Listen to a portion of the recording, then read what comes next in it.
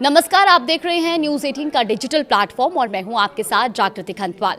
कच्चे तेल की कीमतों में लगातार हो रही बढ़ोतरी ने अब सरकार की चिंता भी बढ़ा दी है और यही वजह है कि पेट्रोल, डीजल और एलपीजी रसोई गैस के दाम पर गंभीरता से विचार किया जा रहा है। सूत्रों के अनुसार पेट्रोल और डीजल की कीमतों में 4 रुपए से 5 रुपए प्रति लीटर तक की बढ़ोतरी हो सकती है। वहीं घरेलू एलपीजी सिलेंडर भी 40 रुपए से 50 रुपए तक महंगा हो सकता है। अब ये खबर ऐसे समय में आई है जब पहले यानी बीते दिन 1 मई 2026 से कमर्शियल एलपीजी सिलेंडर के दाम में 993 रुपए की बढ़ोतरी पहले ही की जा चुकी है। यानी महंगाई की मार अब धीरे धीरे हर स्तर पर महसूस भी की जा रही है, चाहे वो व्यवसाय हो या आम उपभोक्ता।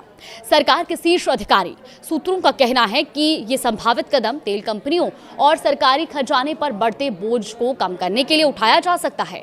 दरअसल ईरान और अमेरिका के बीच बढ़ते तनाव के कारण कच्चे तेल की वैश्विक कीमतें लगातार हाई स्तर पर बनी हुई हैं, यानी कि उच्चतर बनी हुई हैं और गुरुवार को ब्रेंट क्रूड ऑयल की कीमत $126 प्रति बैरल से ऊपर पहुंच गई, जो मार्च 2022 के बाद का सबसे उच्च स्तर है।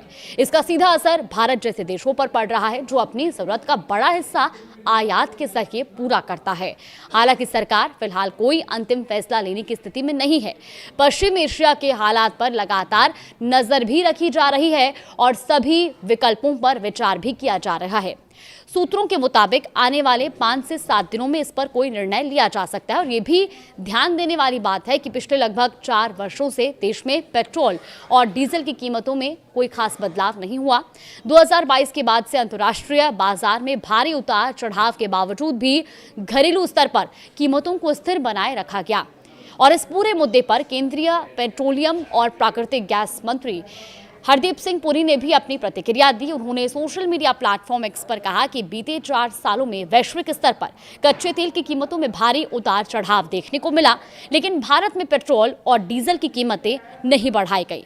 उन्होंने ये भी बताया कि पिछले 60 दिनों में स्ट्रेट ऑफ हॉर्मुज़ के बंद होने के कारण कच्चे तेल के आयात की लागत में बहुत ज़्यादा बढ़ोतरी हुई है। इसके बावजूद भारत में ईंधन की कीमतों को स्थिर रखा गया, जबकि दुनिया के कई देशों में कीमतों में भारी उछाल देखा गया। वहीं हरदीप पुरी ने यह भी कहा कि कई देशों में हालात ऐसे बने कि उपभोक्ता के लिए ईंधन की लिमिट तय करनी पड़ी और लंबी लंबी कतारें भी देखने को मिली, लेकिन बावजूद इसके भारत ने ऐसी स्थिति को बनने नहीं दिया। और उन्होंने साफ शब्दों में कहा, हमने पैनिक को पॉलिसी नहीं बनने दिया।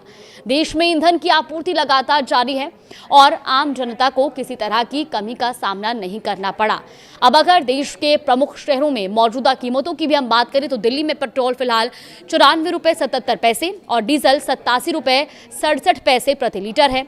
मुंबई में पेट्रोल 103 रुपए 54 पैसे और डीजल 90 रुपए 3 पैसे प्रति लीटर पर बिक रहा है। वहीं कोलकाता में पेट्रोल 105 रुपए 45 पैसे और डीजल 92 रुपए 2 पैसे, जबकि चेन्नई में पेट्रोल 100 रुपए 84 पैसे और डीजल 92 रुपए 39 पैसे प्रति लीटर है।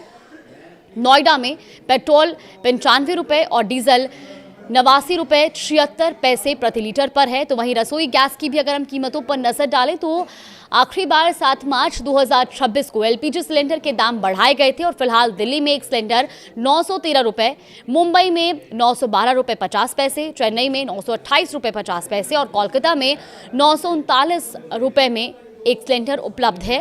तो कुल मिलाकर आने वाले कुछ दिन बेहद निर्णायक साबित हो सकते हैं। एक तरफ वैश्विक दबाव है तो दूसरी तरफ आम जनता की जेब पर असर। ऐसे में सरकार के सामने संतुलन बनाने की एक बड़ी चुनौती भी है। फिलहाल सभी की नजरें इस बात पर टिकी हैं कि सरकार क्या फैसला लेती है, क्योंकि इसका असर देश के हर घर तक पहुंचने वाला है। लेकिन साथ ही आप इस बात का भी ध्यान रखें कि अभी जो हमने खबर आपको बताई वो सिर्फ सूत्रों के हवाले से कही जा रही है। अभी आधिकारिक तौर पर ऐसा कोई ऐलान नहीं हुआ है। नमस्कार।